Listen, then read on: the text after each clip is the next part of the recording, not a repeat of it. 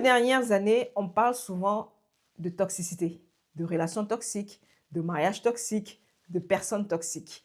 Et souvent, j'entends, hein, que ce soit généralement sur les réseaux sociaux ou autres, des personnes qui disent: «Sors de cette relation toxique, éloigne cette personne toxique de ta vie». Mais on parle peu du fait que nous soyons nous-mêmes peut-être toxiques. Nous sommes la somme des 5 personnes que nous côtoyons. Comment se fait-il que tu aies attiré un toxique ou une toxique, sachant que tu attires à toi ce que tu es? Alors, tu te retrouves aujourd'hui peut-être dans un mariage toxique. C'est peut-être parce que toi, tu es toxique sans le savoir. Tu te retrouves aujourd'hui avec des copines, des amis qui soient toxiques. C'est peut-être parce que toi, tu l'es. Parce qu'en général, on attire à soi ce qu'on est. Alors, dans cette vidéo, je me propose de te donner 6 signes qui te montrent que tu es involontairement toxique. Oui, involontairement, pourquoi? Parce que le fait qu'on soit toxique, on ne l'a pas voulu en fait. En général, c'est involontaire. Et généralement, même, on ne le sait même pas. C'est pourquoi je vais te donner ces 6 signes. Et reste jusqu'à la fin parce que le dernier signe est le signe le plus important et que beaucoup de femmes en réalité ont en elles, sont elles-mêmes toxiques, mais juste qu'elles ne le savent pas. Bonjour, bienvenue sur la chaîne Confiance Illimitée, je suis l'architecte. J'aide et j'accompagne les femmes qui se sentent bloquées, découragées à retrouver confiance en elles, à atteindre leurs objectifs, mais aussi à retrouver le bonheur qu'elles ont perdu, à faire de leur vie un pur bonheur, à retrouver cette joie qu'elles avaient et qu'elles ont perdue. Je suis experte en motivation, je suis experte en bonheur, je suis experte dans l'atteinte des objectifs pour les femmes.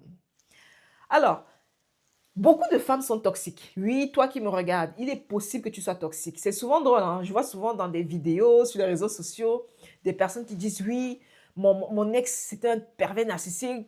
Oui, ma mère, c'est une toxique. Oui, j'ai une copine, elle est toxique. Oui, j'ai ci qui est toxique.» Mais ce qui est drôle, c'est que vous êtes toujours en train de pointer le doigt comme ça, vers les autres. Mais vous oubliez que lorsque vous pointez le doigt comme ça vers les autres, il y a 2 autres doigts qui vous regardent, comme pour vous dire: toi aussi, tu es coupable. Les autres sont toxiques, ok. Es-tu sûr que toi, tu n'es pas toxique?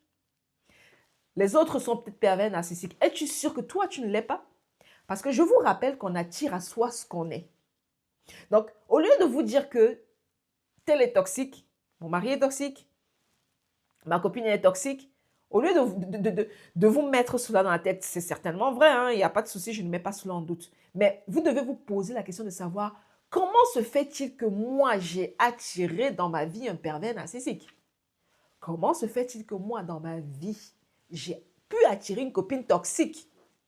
Comment se fait-il que moi, dans ma vie, je me retrouve dans une relation toxique? Voilà les vraies questions à se poser. Et plus, comment sortir d'une relation toxique? Comment éloigner des personnes toxiques de sa vie? La question, c'est, il faut que la question d'être auto-centré, la question d'être centré sur soi. Parce qu'une fois que vous avez résolu les problèmes sur vous, dans votre vie, à l'intérieur de vous, je vous garantis que ça résout énormément de problèmes autour de vous. Parce que vous n'avez pas le pouvoir sur votre partenaire, vous n'avez pas le pouvoir sur votre copine, vous n'avez pas de pouvoir sur les autres. Vous n'avez de pouvoir que sur vous et vous seul. Et beaucoup d'entre vous, vous êtes toxiques. Beaucoup sont des perverses narcissiques. J'ai rencontré, c'est-à-dire, j'ai des femmes que j'accompagne chaque jour dans justement, certaines dans l'atteinte de leurs objectifs, certaines pour retrouver le bonheur dans leur vie, certaines pour retrouver confiance en elles. Et j'ai constaté que beaucoup de femmes, c'est toxique. Certaines sont même perverses narcissiques, mais elles ne le savent pas. Et c'est involontaire. Je te donne donc les 6 signes qui te montrent que tu es involontairement toxique afin que le but de cette vidéo n'est pas de t'attaquer. Le but n'est pas de te pointer du doigt ou de t'accuser. Mais le but est que tu prennes conscience de cela et que tu ailles consulter. Que tu fasses le travail que tu as à faire dans ta vie. Parce qu'une fois que tu seras une personne plus saine, tu attireras des personnes comme toi, aussi saines que toi. Le premier signe que tu es involontairement toxique, c'est tout simplement que tu fais beaucoup plus de promesses que tu ne peux en tenir. Oui, ça c'est être toxique.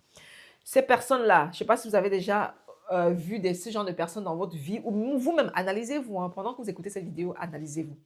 C'est-à-dire que tu fais des promesses, des promesses, des promesses et des promesses, encore et encore, encore et encore. Mais tu ne peux même pas les réaliser en fait. Tu ne peux pas les tenir, ces promesses.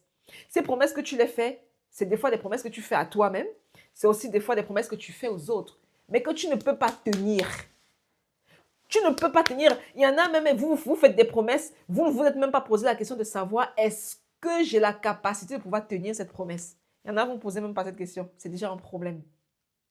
Il y en a qui se demandent même pas comment je vais faire pour tenir cette promesse. Il y en a, elles font des promesses. À l'instant T où elles ont fait la promesse, la minute d'après, elles ont déjà oublié. Pourquoi? Parce qu'en fait, pour elle, c'est juste comme ça. Elle a dit la promesse comme ça. Que ça arrive une fois, deux fois, ok, mais quand c'est régulier, c'est un problème. Une personne qui a l'habitude de faire des promesses qu'elle ne peut pas tenir et que c'est régulier, cette personne a des signes de toxicité. C'est un signe d'être toxique. Deuxième chose, deuxième signe, c'est que tu utilises la pitié pour obtenir ce que tu veux. Oui, j'ai eu une copine de ce genre. À chaque fois qu'elle avait besoin d'argent, c'est souvent de l'argent, elle commençait, alors elle t'appelle, et elle commence à te dire, oh, tu sais, j'ai pas payé mon loyer depuis un moment. Oh, tu sais, ma mère, elle est malade. Oh, tu sais, les enfants, ils n'ont même pas de goûter pour ce mois. Oh, c'est-à-dire, la personne va toujours, le but en fait de cette personne, c'est d'attiser la pitié en toi. Elle va tout faire, s'il faut même se rouler sur le sol, s'il faut pleurer même, que ce soit des vraies larmes ou pas, elle va le faire en fait, elle est capable de le faire. Parce qu'elle estime que pour obtenir quelque chose de toi, il faudrait qu'elle soit dans un état où elle te fait où elle te donne de la pitié en fait, où elle fait pitié, où tu as envie de pleurer en fait. Parce qu'elle estime que, en fait, c'est de la manipulation. Hein. C'est de la manipulation pure et dure. La personne, elle veut quelque chose. Au lieu de te demander cette chose directement, pour avoir cela, elle est persuadée qu'il faut qu'elle utilise la pitié, qu'elle crée de la pitié en toi, qu'elle s'apitoie sur son sort, afin que toi, tu aies pitié et que tu craques, que tu cèdes et que tu lui rendes ce service qu'elle te demande. On appelle cela de la manipulation. Et une personne manipulatrice est une personne toxique. Troisième signe, c'est tout simplement que tu es souvent sur la défensive. Je ne sais pas si vous connaissez ce genre de personne, toujours sur la défensive. On te dit une phrase, on te dit quelque chose qui n'est rien de, je veux dire, et toi tout de suite, oui, pourquoi tu dis ça de moi? Oui. J'avais une cliente, hein, comment elle s'appelle? Elle s'appelait Tatiana. Voilà, une cliente à moi, Tatiana. Lors de notre séance, d'une séance de coaching, justement, elle venait pourquoi? Elle venait tout simplement parce elle avait perdu la joie de vivre et voulait retrouver le bonheur. Et je lui posais la question de savoir pourquoi est-ce que tu as perdu le bonheur? Qu'est-ce qui a fait que cette joie-là est partie? Et les explications, les raisons qu'elle me donnait, pour moi, n'étaient pas plausibles. Parce que je sais détecter cela, j'ai l'habitude, ok, avec mon œil d'expert. Et quand on me donne une réponse, je creuse toujours, surtout quand je vois que la réponse là, elle est trop légère, elle n'est pas, voilà, je creuse toujours encore plus. Et à un moment donné, je lui ai posé la question de savoir que, mais toi, tu accuses les autres, parce que c'est quelqu'un qui accusait souvent les autres, c'est la faute de tel, c'est la faute de tel, c'est la faute de tel, si je suis malheureuse, bref, c'est toujours la faute de tout le monde, sauf d'elle. Et lorsque je lui pose la question de savoir que, mais tu es sûr que ce n'est pas plutôt de ta faute, tu es sûr que le problème, ce n'est pas toi, tout de suite, elle s'est mise sur la défensive. Oui, pourquoi vous dites ça? Elle a oublié qu'elle était dans un coaching et que moi, je ne suis pas là voilà, je ne suis pas là pour, je sais pas, moi, je ne suis pas ta copine. Tu m'as payé justement pour avoir des résultats. Parce que tu m'as payé pour avoir des résultats. Moi, je suis là pour t'apporter, pour t'amener d'un point A à un point B. Tu m'as posé ton problème et moi, je dois t'amener à l'autre niveau. Et elle a commencé à s'énerver et tout. Et je n'ai pas compris pourquoi. Et ce qui s'est passé, c'est que, vu que c'était des coachings sur plusieurs semaines, et à chaque coaching, à chaque séance de coaching, elle était sur la défensive. À chaque fois que je lui disais quelque chose ou que je suggérais quelque chose, elle était sur la défensive. Tout le temps sur la défensive. Et ce type de personne, s'il vous plaît, si vous êtes souvent sur la défensive, c'est le signe que vous êtes toxique. Vous ne le savez peut-être pas, vous ne vous en rendez peut-être pas compte, ce n'est pas volontaire, mais vous êtes toxique en fait. Toxique pour vous, mais aussi pour les personnes autour de vous. Parce que j'imagine, tu es par exemple marié ou dans un couple. Ton mari va par exemple te dire non, je préfère que tu mettes cette robe plutôt que cette robe et tu vas mal le prendre. Tu vas dire oui, pourquoi? C'est parce que tu penses que j'ai grossi. Oui, c'est pourquoi? C'est parce que tu trouves que j'ai un gros ventre dans celui-là. Alors qu'en fait, non, c'est juste qu'il choisit. Il préfère cette robe-là, en fait, c'est tout. Mais toi, parce que tu es quelqu'un de toujours sous la défensive, bah, tu prends tout mal. Cinquième signe, c'est que tu es excessivement pessimiste. Ouf, j'en ai eu dans mes coachings, j'en ai eu énormément. Je ne peux même pas me donner de prénom parce que j'en ai eu des masses. Excessivement pessimiste, pessimiste, négative. Les pensées sont noires. Les pensées sont tellement négatives. Tout ce que tu lui dis, elle va toujours trouver une raison pour dire que... En fait, je suis coach et en tant que coach, j'apporte des solutions. Je propose des plans d'action pour que justement ma cliente mette en exécution. Et il y en a qui, lorsque je lui dis, OK, essaie de faire ça, ça, à chaque fois, oui, mais est-ce que ça va marcher? Oui, mais je n'aurai pas le temps. Oui, mais est-ce que vous pensez que je vais y arriver jusqu'à la fin de ma vie? Oui, j'ai eu ce genre de questions. Oui, mais je pourrais pas, en fait. Oui, mais je suis persuadée que ça donnera pas. Oui, mais j'ai déjà eu à essayer ça dans le passé, ça n'a pas fonctionné. Oui, les personnes excessivement. C'est normal, ça peut arriver dans la vie. Hein. Il y a des hauts et des bas. Même moi qui vous parle, même moi qui fais des coachings, il m'arrive des moments où je ne suis pas voilà, en pleine forme, des moments où j'ai aussi des fois des pensées négatives, où je ne suis pas en pleine forme, où des fois je doute aussi. Mais ça n'empêche que je me ressaisis très vite. Voilà. Mais une personne qui est souvent dans l'excès, vous savez, tout excès nuit, mais lorsqu'on est dans l'excès du pessimisme, l'excès de la négativité, l'excès du doute, c'est un problème. C'est un problème, tu es toxique. Pour toi d'abord, mais aussi pour les autres. Mais ce qui est pire et plus dangereux, c'est d'être toxique même déjà pour soi. Et si tu es toxique pour toi-même, ben forcément, tu le seras pour les autres. Enfin, le dernier signe qui montre que tu es involontairement toxique, c'est tout simplement le fait que tu dépends des autres pour ta validation. Oui, ça, c'est le problème de beaucoup de femmes. Vous dépendez des autres pour ta validation. Tu ne peux rien faire si l'autre, si par exemple, les femmes qui sont par exemple en couple ou mariées, elles n'arrivent à rien faire si leur partenaire n'a pas validé. Elle veut porter un vêtement, mais il faut que le partenaire valide. S'il ne valide pas, il y a un problème. Elle veut se lancer dans un projet. Si la copine ou le partenaire ou je ne sais qui, quel membre de la famille, s'il n'a pas validé, eh ben, elle abandonne le projet. Si elle a besoin peu importe en fait dans sa vie, tout ce qu'elle veut faire, tout ce qu'elle veut entreprendre, lorsqu'elle veut se lancer dans quoi que ce soit, peu importe le projet, hein, petit, moyen, grand, si elle n'a pas la validation d'une tierce personne, elle ne le fait pas. Elle abandonne. Et ça, c'est un problème que beaucoup de femmes ont parce que vous dépendez trop de la vie des autres, vous dépendez trop de ce que les autres diront, de ce que les autres penseront, et vous ne dépendez jamais de vous-même. Ce sont ces femmes-là qui se fient plus à l'opinion des autres qu'à la tienne, qu'à la sienne. Et ça, c'est pas normal. Si tu es une femme qui te fie plus à l'opinion de ta copine, l'opinion d'un membre de ta famille, tu te fies plus à l'opinion de ton partenaire, de ton mari, tu as un gros problème.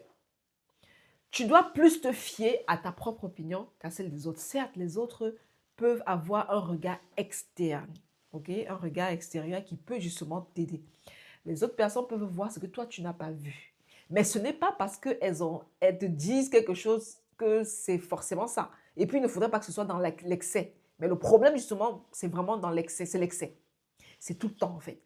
Il peut arriver que une personne te donne un conseil et que finalement, tu te dises « Ah, c'est vrai que je n'avais pas vu ça. » Et la personne, en réalité, avait raison. Et tu l'appliques. Mais lorsque c'est récurrent, c'est récurrent. C'est-à-dire que tout le temps, tu as toujours besoin de la validation de l'autre. Tu as toujours besoin de te fier à la vie, à l'opinion, aux pensées, au regard d'une autre personne. Quand c'est récurrent, quand c'est régulier, constant, excessif, là, ce n'est plus normal. Parce que là, à ce moment-là, tu ne cherches plus un regard externe. Tu ne cherches plus un œil nouveau, en fait, sur ton projet ou voilà, mais tu recherches plutôt de la validation.